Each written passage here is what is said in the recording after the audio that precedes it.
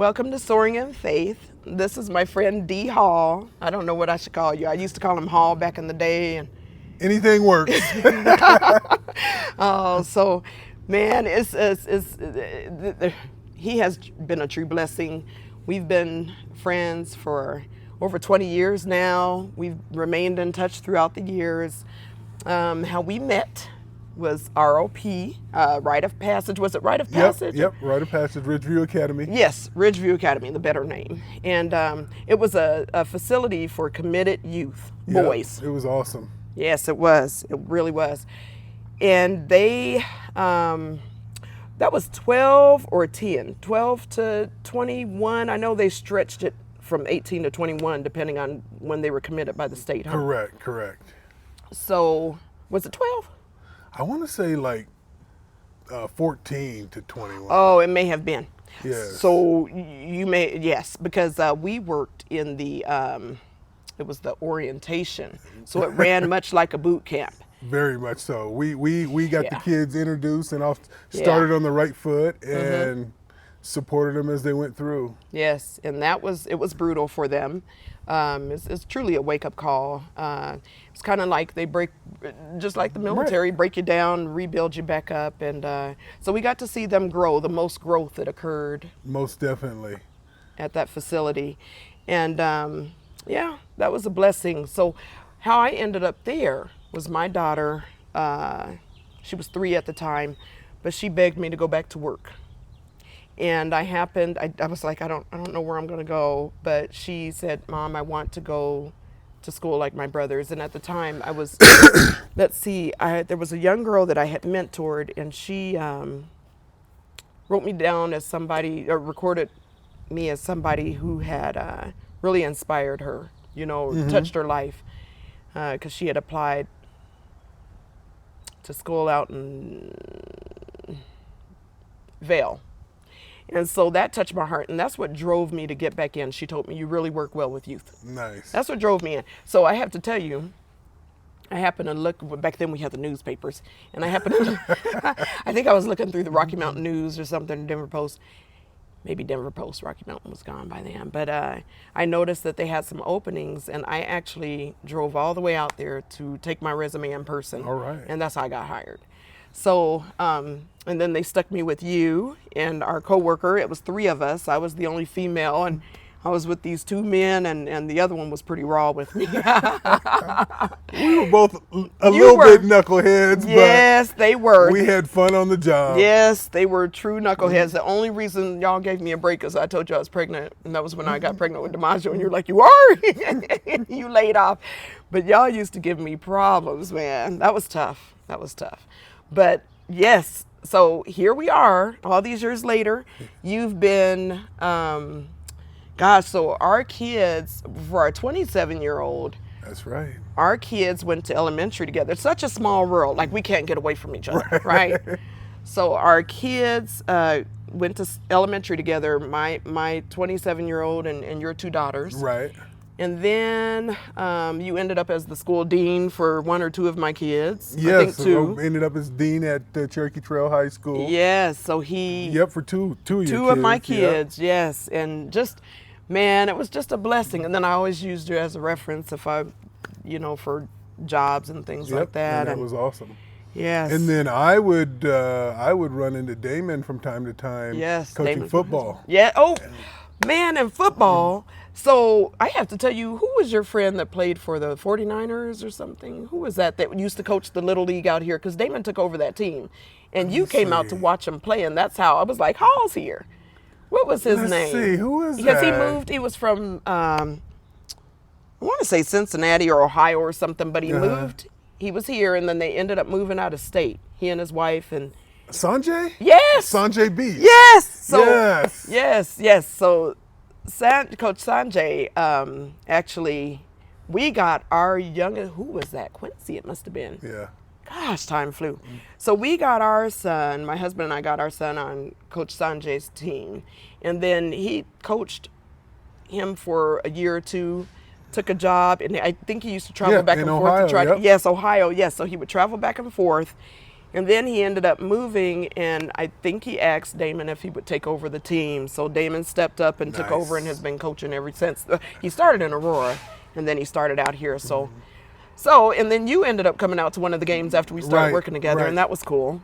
So yeah, he just can't get away from one another. He's been a major support. You came to one of my movie events that I had when I showed The Forge. That's right. I did the movie buyout. My gosh, that was fun. Great support, Mahal. That was fun. That was a crowded. And I'm definitely a supporter of you continuing to write books. Oh, thank you. Yep, because you had me. I drove that book up there to you. Both of my books, I think. I'm going to get back into it, I think. Good. I think I am. Good. I think there's some God putting on my heart too, and I know I want to write one someday too. So I will walk you through and help you. Give you any kind of it. I will help you because I want to see that out. You know what? Now this can go so deep, and this is going. Y'all, I don't have a note card because he and I are just. But talking about books, you were one of the first and few people in my life. Remember we used to work together, and you had your station over there. I was like where I could see the guys working out, and then Rathman was over in the other corner. But I remember you used to have your back turned, and we would be talking about stuff. And you would talk to me, and I would share bits and parts about my life. And I'll never forget you saying, Dion, you need to write a book. And you were the first person I thought about when I started writing. And that's why I called you and said, Hall, I did it. I did it. So yeah, you inspired me. It took me, gosh, when did we work together? 2000. Like 8 or something? No, it was early because it was I transferred early to the DA's office. That's right. Because I think 2007. I think I was out there from. I was there from 2004 to 2006. And something like that. I was out there from like 2002 to 2010, something like that. Wow, yeah. So this is how far we go back, and gosh, what a blessing. No doubt. What a blessing. All excellent memories. So, man, so he told me, so I talked to you maybe a month or so ago, and he said, Dion, if we could wait until the 13th, I got some news for you. And this is like, he's so tight, so dope, so dope. You played pro football for a couple of American teams, and then he played, your longest stretch was in Canada. In the Canadian Football League. I played 3 years for the Calgary Stampeders in 1990, 91, 92. Then I played 1993 and 94 for the Broncos, then 95 for the 49ers, and then back to Canada for 5 more years. So wow, you've been, and you've got to you were blessed to travel. Oh gosh. And Canada, that's Canada, right? Right. Yeah, that's so dope. Very blessed, unexpected experience playing football in Canada, and then of course, man, I've seen some nice places. Like I played football in Japan, and I played football. I don't know. Japan and Spain were the 2 big trips with the Broncos. With the Broncos, it was Spain, and with the 49ers, it was Japan. That is a blessing. I didn't know about Japan. Yeah. So God has really taken you far. And gosh, when I think about you, you've always left an imprint on my heart, even when we stopped working together, but we still kept in touch. Because I see him as a strong soul, and I even used you as an example to raise my kids. I remember us having deep conversations and you saying, Dion, I never put a bottle to my mouth and I never did drugs. You kept it straight, and you were raised by a single mom, right? No, I was blessed to have my mom and dad around. You had your mom and dad. I'm sorry, we talked about your mom a lot. My dad, right, because my dad passed away my freshman year in college. Oh, that's okay. So it was just your mom at the time when we were. Yes. Oh, I'm sorry, yeah. You were a blessing, and I always admired your strength and how you didn't fall into the pressures of feeling like you need to feed what's that? Yeah, peer feed pressure. Into the peer pressure. Yeah. Yes. I just always been one. God has blessed me to, like, He's given me a direction and been able to keep me strong enough to stick to the plan, stick to the path. I love it. Yep. Very. Just even nowadays. Yes. I've got friends, especially now that they've legalized marijuana. I've got friends that partake in that, and I've done some edibles and stuff myself. But it's never legal. For me. It's that thing. It's just I don't need anything to help me be happy because God's got me happy. Absolutely, and I hear you.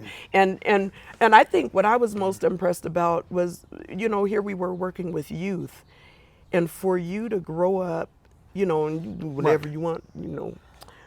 I mean, we're grown folks, but now, but just to know that you made it through peer pressure without having to, you know, give in and Right, like right. that. And Man. I never, in my mind, never missed out on anything. I still, You didn't? my parents still allowed me to go to the parties. They still allowed me to do all that stuff. Wow. But I guess they knew who I was. Yes. And knew I wasn't going to go too far or do anything real stupid. And, you know, did it. thankfully I didn't.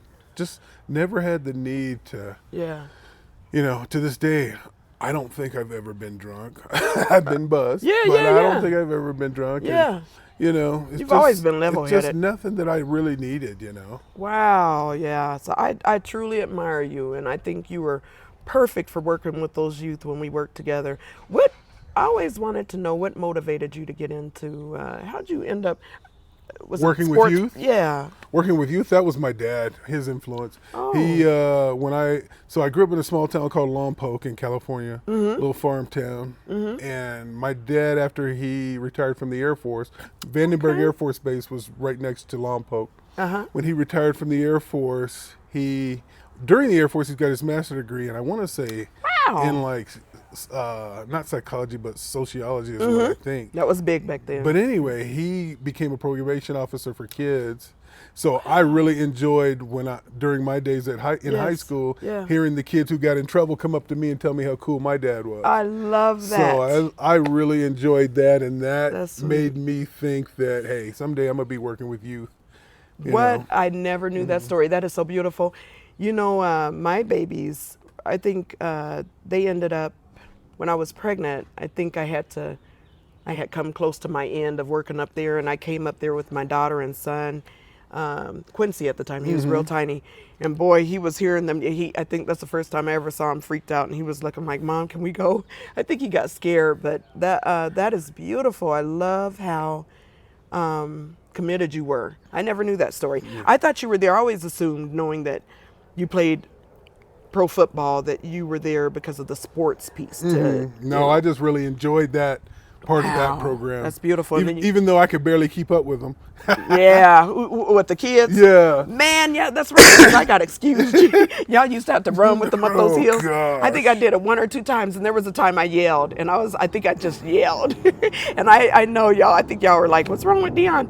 But I was just like, this is like running. Crazy. How many miles was that? It 2? was always 3 miles. 3 miles. Somehow I got excused. I think they tried to take me out of orientation because I was like, no, back then I know I had to stop because I had been told some years prior to that I had an enlarged heart, and I was worried about that. Oh, right. And About I making had it to. worse. Yes. I had to talk to them, and by the grace of God, I think I'm fine now because I Yeah. did have them check it some years back. But I was really nervous about that, and that's why I had to stop running with you guys. But those hills were treacherous. Those were rocky gravel roads, dirt roads. And the occasional rattlesnake off to the side. Remember when in the morning time, some of the guys would come in complaining. There was one real cool dude, and I can't remember what his name was, but he would tell us they had to be there at like 6 in the morning. They were getting chased by raccoons. Yeah. Raccoons would be chasing them to the To the door. Yeah, that's wild. So now into this football stuff. I think we've covered everything outside of that we Yeah. could cover, but tell us about this news that you got. So my news, I getting inducted into the Canadian Football Hall of Fame, Yes. which is awesome. Yes. I last played in the year 2000, so here, 25 years later, getting inducted is pretty special. Yes, it is. And you're alive and well to be able to enjoy it. You still look like how you Yes. did when we worked together 20 years ago. Thank you, He doesn't thank age, you. y'all. He Thank just doesn't age. That is a you. blessing. So, man, did they just call you and tell you?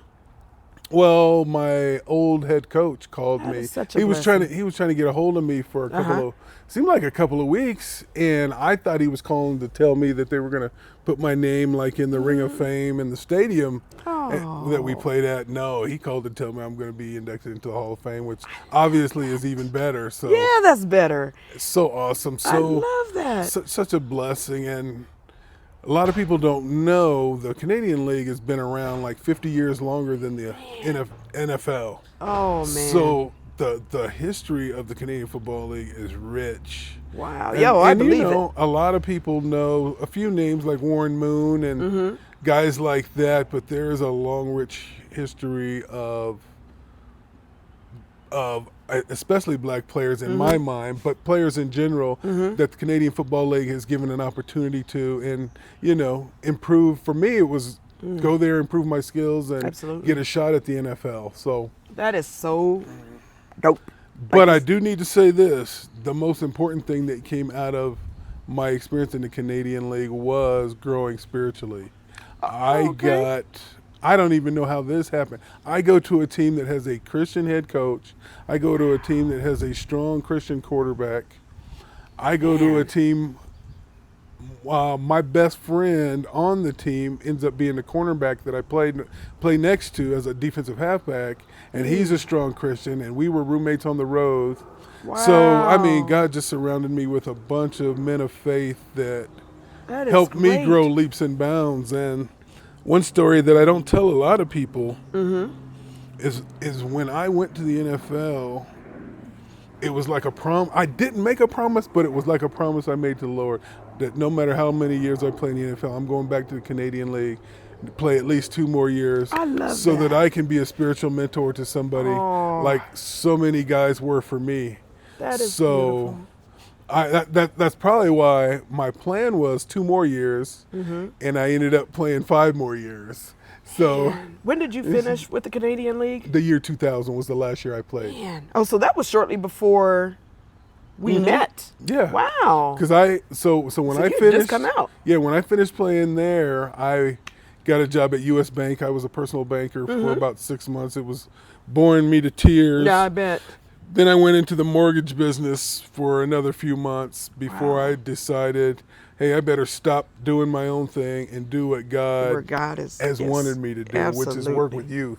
I was Absolutely. thinking, my thoughts were, hey, I can go make some big money for a few years, then I can work with the youth. No, it ain't about the money. And it really isn't. It wasn't about the money. It wasn't about my timing. It was about God's timing. And Absolutely. I Amen. knew when I went out to Ridgeview and started working there, I knew I was where I was supposed Where to be. you're supposed to be. Wow. Even though I wasn't making much money, but all the Hey, bills were getting paid. We didn't, yeah, you're right. We didn't get, look at where you are today though too. But yeah, we didn't get paid there. And that's part of the reason why I left. But I paid for it on the road because I had to drive 45 minutes to an hour and 15 minutes each way just to get there. And then they moved, they moved further. So that's where it ended up being after an hour and 15 minutes because it was out to Westminster.